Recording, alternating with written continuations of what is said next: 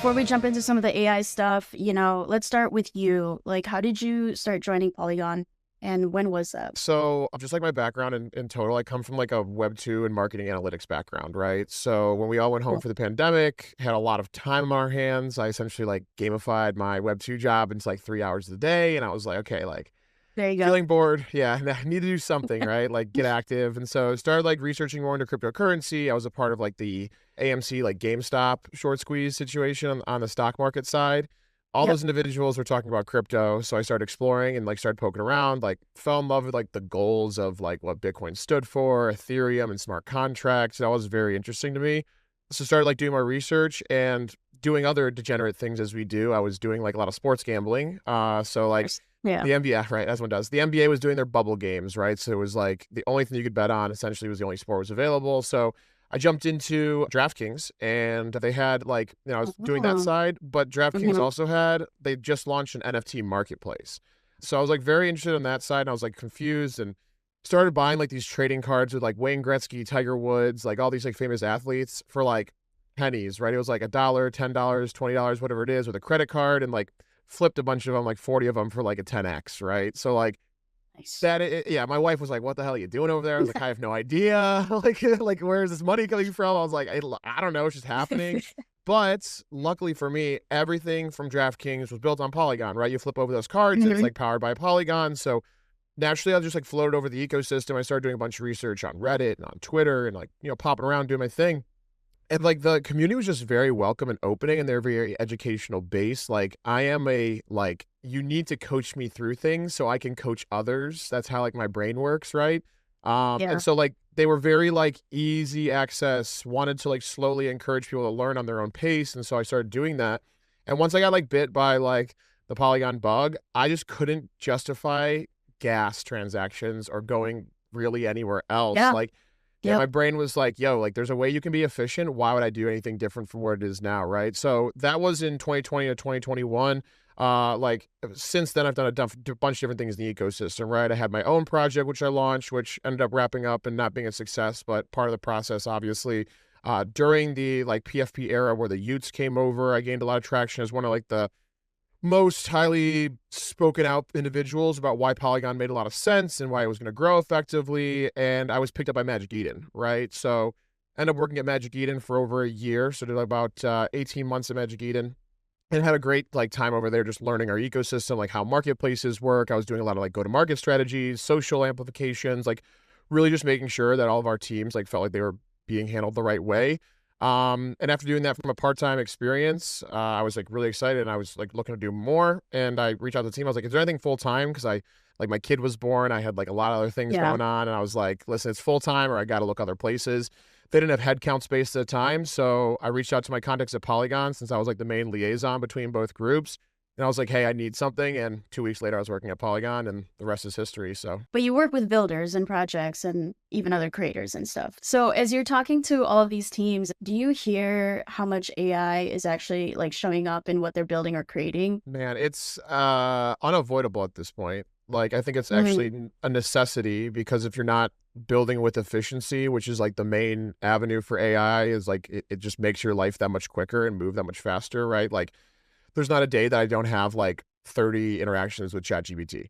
Like I'm on the low end for that aspect, right? Between like document building, note summary, like Yeah. just ideas around creator creation, like definitely something I encourage people to do. And if they're not leveraging it, like do that. Like obviously avoid like AI responses are the thing we'll joke Mhm. around a lot about. Like AI slop is in all of our replies right now.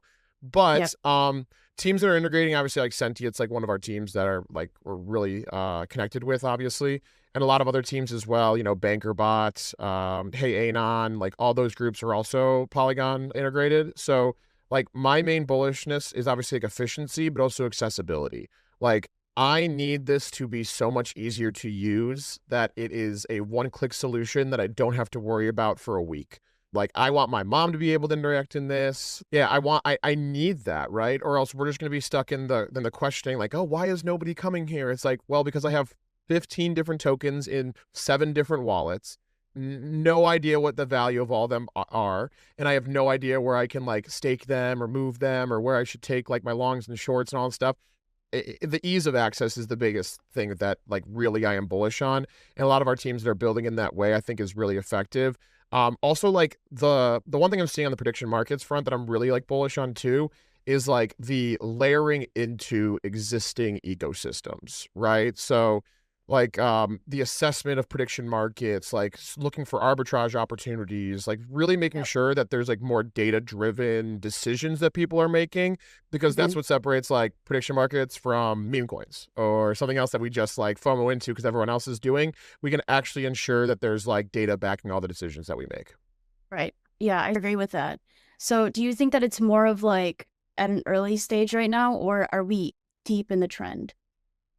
We're definitely, in my opinion, like still, we're not like early, as we all say, like, you know what I mean? Like, we are still hitting the early stage of these things are finally getting integrated into like X all the time now. These things are finally interacting with like platforms that we feel comfortable with. So, because that integration is already happening, I feel more comfortable, like Telegram bots and all these things, like they're now involving our typical workflows, which I think is Yep. much more effective than it previously was, like going to a separate platform, not being able to interact effectively. Now I think it's getting much more seamless in that way. So that's why I say like maybe it's not like the earliest stage ever, Yeah. but still just something that has a long way to go because I feel like it's only going to get exponentially more smart and it's going to handle itself that much more better. So Yeah, that makes sense. And you said some of the projects that are building on Polygon or with Polygon, Sentient, Hey Anon, and Bankr, right? yeah, all those, and there's a few other ones, obviously, like Elsa is interacting with Polygon. There's a bunch of Yep. other ones that I'm really bullish on as well too.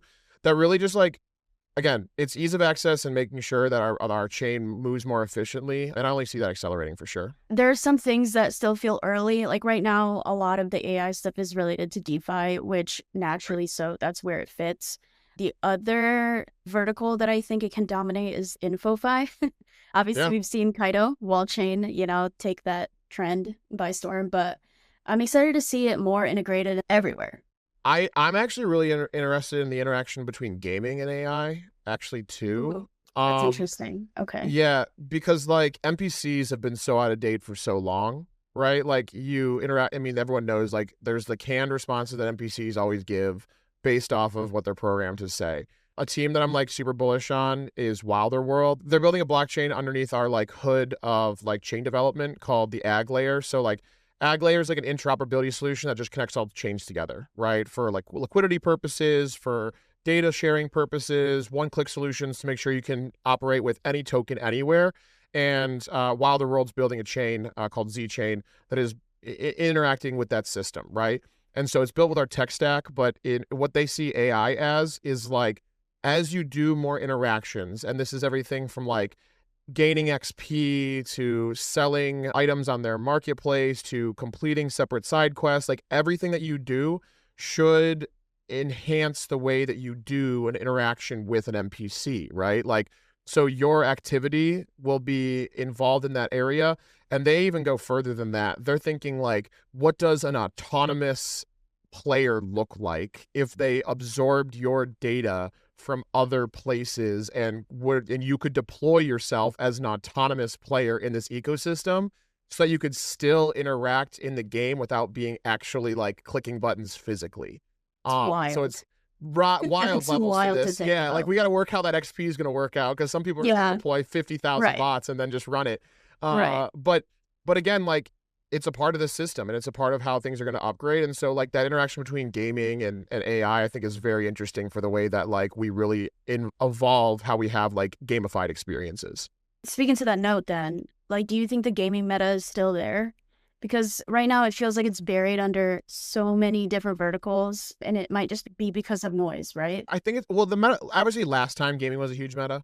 Yes. Like Yep. it owned the last cycle, and so people are naturally gonna like put it on the back burner. But like if you like look at the way Immutable is built, and there's gonna be a few Mhm. winners of this, right? Like you look at how Ronin has built, like and you look at these really focused like gaming chains, then you have the understanding for like how these ecosystems should operate and why they are that much more efficient. It's because they've like really brought this down to the micro level of like how do we make sure that users never leave here, right? Yeah. And that's the thing. It's all in a cycle and it will return to gaming. But like I think also we're just attracted to gamified systems, right? And so that is like the one side. It's like, oh, I can climb this like info file you said, right?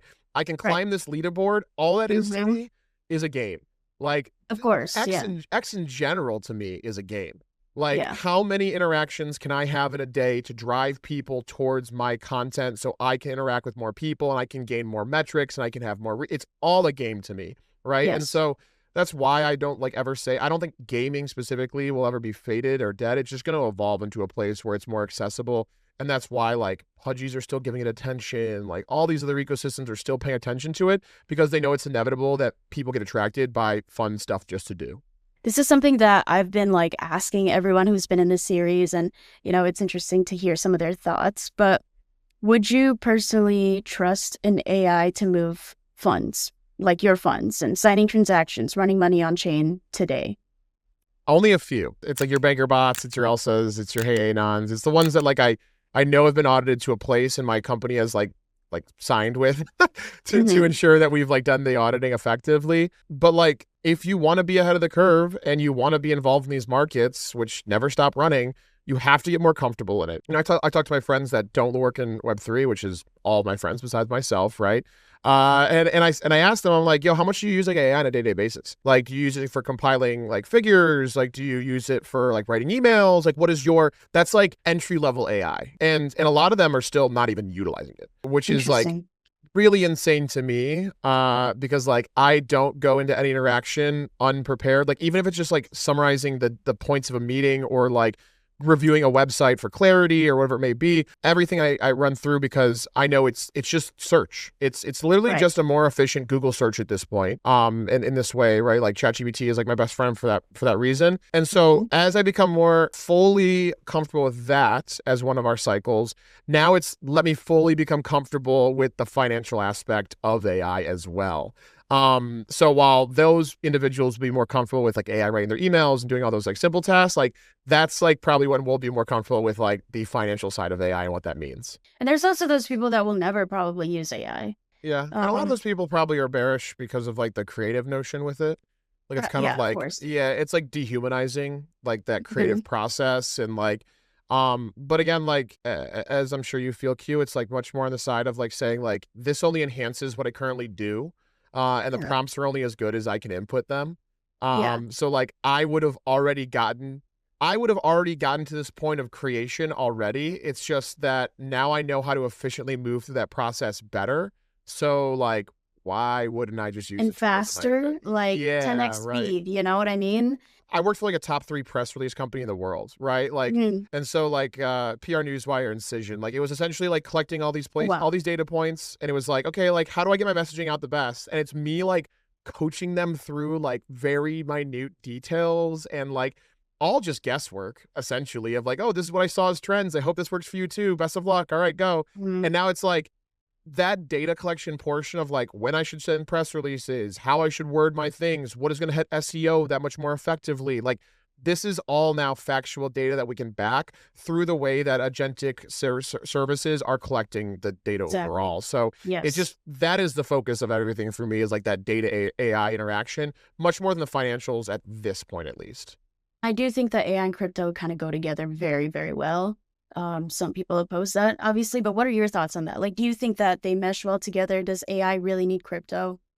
It's a really good question. So I'm going to zoom out one step further, and Sure. I'll say that AI needs blockchain. Blockchain needs AI. So like I'll zoom out from just speaking on crypto specifically because like when my friends are like, "What do you do at Polygon?" I'm like, "Dude, I'm just building the internet, but it's faster and it's more effective."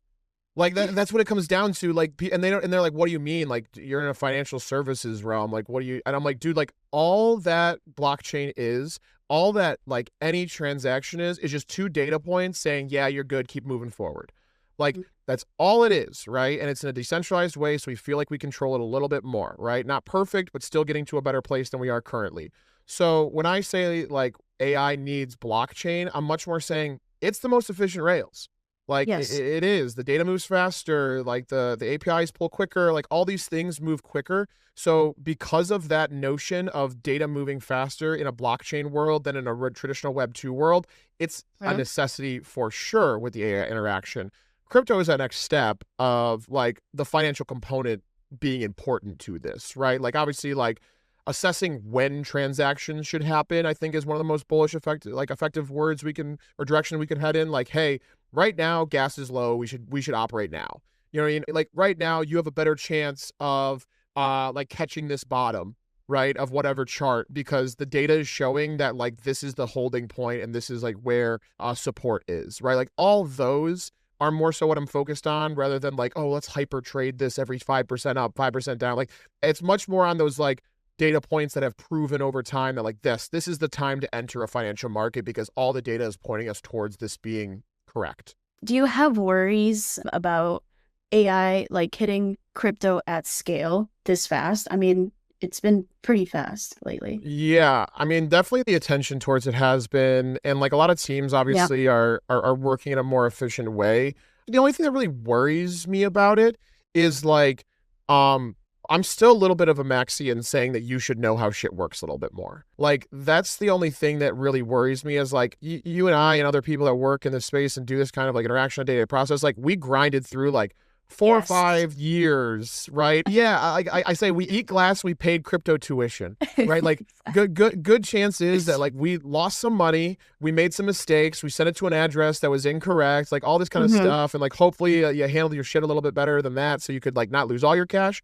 But like that educational process like forced us to understand how things work. And if that aspect is taken away because you don't have to learn the process, less people will be professionally floating over here from traditional Web2 jobs.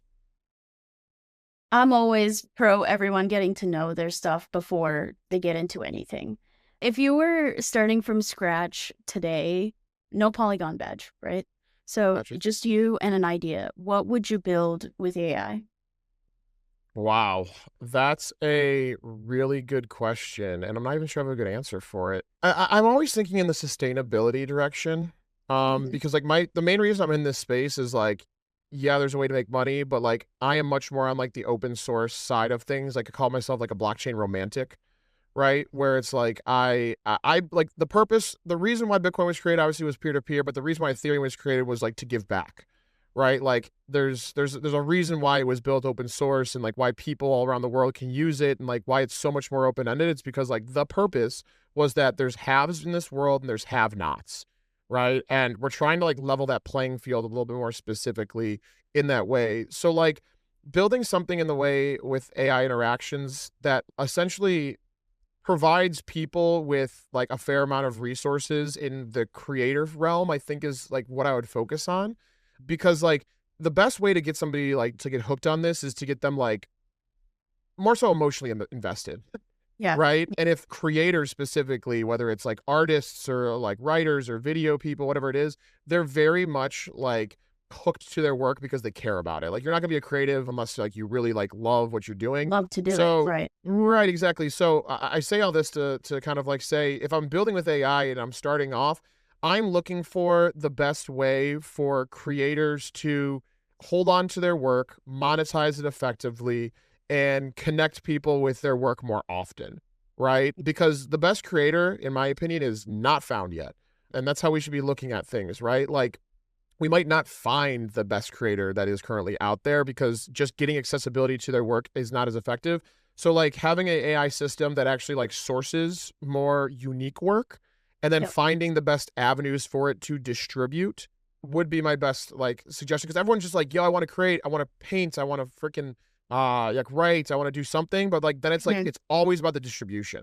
Which is the Always. hardest. Yep. Yeah, which is the hardest part. Like it takes time to build up socials, it takes time to learn how to live stream, it takes time to do all these things. But like if the but the coaching mechanisms behind that are super weak, Yep. right? And so that's the way I would look at it, as like a data proving section where you have an understanding of the best moves that you should make to be a creator in this space is what I would look for.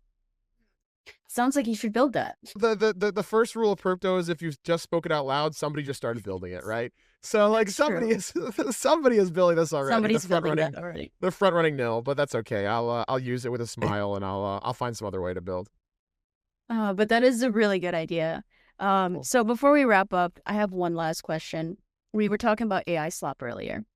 So Yep. what do you think with the rise of AI slop? Like, what do you think is the best advice that you can give creators and builders out there today if they want to build their personal brand or grow on crypto Twitter? Yeah, AI can't tell your story. Mm, It can't. It doesn't know your personal struggles. It doesn't know your vision unless you really teach it aggressively. It doesn't know how you want to handle your interactions with people to a T, right? So like whenever I create content, it's writing, I do stuff on TikTok a lot. Like whenever I'm doing something, nice. yeah, Hmm. I make sure that people see me for me. Like if I have a reaction to something, I am going to tell it like raw, unscripted, just like let it lash out, right? And if I'm like really passionate about something, it's gonna be the exact same thing. Like the reason why I write the way that I do, like about Polygon, or like the reason why I really write passionately about like RWAs and consumer avenues. It's because like at one point, like little Nill was out there and he just wanted to open a Pokemon card pack. You know what I mean? And the best part about this is like the more that you show your failures, the more that people will resonate with what you're trying to accomplish by showing them how you can win. Like I talk about failing more than winning on my account more than anything because I want people to know like in high school I was creating like day in the life content and putting together like vlogs, right? Back then like my younger self, like I was getting like half the comments were like just people debating, like it was like high school vlogging, right? Like people debating different things that was happening at their schools, and half the comments were like, yo, dude, this kid sucks, he's a nerd. Like, why would you do this? This is a waste of your time. And I let that impact my vision, right? Like I didn't start creating video content after that for like another 10 years. Like I went from 18 to 28, not touching a video camera, right? But I was like early too, creating video content in a way. So like the way that I see it is like talking about that journey of saying like, dude, like what could have been if I just was me? Like who knows where I would be, right? And so speaking on those failures, if I can impact like one person to make a decision where they're going to throw that away and just be like, yo, that's head trash, like move on to the next thing. I'm going to do me because that feels like the right way to move. Most likely, if a bunch of people are telling you that it's not the right way to go, the reason why I'm on crypto right now, my buddy was always like, dude, just toss your shit in your 401k, toss it into your Roth IRA. Don't worry about it. Don't stress. I would never be working in this space and doing basically whatever I want to do all day in lines of my job, right? But Sure. it would have been different, right? Like, so now it's just like, it's very much focused on look at it from a relational perspective, make sure you're super transparent about your experience, and you will resonate with so many more people because of that way that you're writing. And AI can't do that for you. You should be making more videos, honestly. I Like should. we need to see more of you on the feed, you know what I mean? I got like so ingrained into the video content on TikTok for like I went on the TikTok grind for like 6 months, and I grew an account from like 0 to around 7K. Like I was doing live streams. I was like so heavy into it. I literally think I burned myself out from video content lately because I was doing literally a video a day on a topic that they like people Oh knew in my crypto had, goodness. yeah, for like 7 months straight. So I was like, holy crap. And so like I'm kind of letting my like video what's it called? Like timer reset a little bit. Yeah, And then I'll be jumping head in with that because I think that like because I am comfortable on that way and I like to put my face out there and do live streams and do all this kind of content, I right. definitely need to lean more into it. And so I put out a challenge for myself. I basically like stopped being on CT for like, I mean, the entire time I was TikTok, I was posting like twice a day on CT, like at all. And Oh now I've wow. done the exact opposite. Like August, I was doing like 5 to 7 posts. Now September, I'm doing 10 to 15 posts per day. I've Oh like my bored. goodness. Wow, Yeah, you're dude, when grinding I out there. when I hyperfixate on something, my ADHD goes wild. Like I I hyperfixate the relate shit with out of you. it. Yeah. Right. And so now that I've like gotten my following like back and my engagements at a really high level, now it's like play with it. Right. And Right. so I'm gonna run through like my challenge is I'm like running all the analytics through September on this like 10 posts a day like meta that I've kind of gone on, write a big article about it, and then start putting in variables to see how it affects those metrics. And one of them is absolutely video. Yeah. Well, you're Doing it. killing it, honestly. Yeah, seriously. Doing the Like work. you're killing it. I'm going to be supporting you throughout all of it, be watching your videos and tuning into your spaces. But I think that's a really good note to end on. I appreciate you sharing your time and your perspective, right? Like the series is really about cutting through some of the noise, but also in terms of like creators and builders, it's really nice because you're right there. You're kind of like both. So I just floated into that's both naturally a lot, like, and that's what the space encourages you to do, right? Like, right. Yeah. wouldn't be here if I didn't have the flexibility and everything. And now it's a professional grind for me, and it impacts both things, like my personal brand, but also like how people interpret Polygon. It's pretty cool on that side. So definitely down for it. I really appreciate this opportunity a ton. Seriously.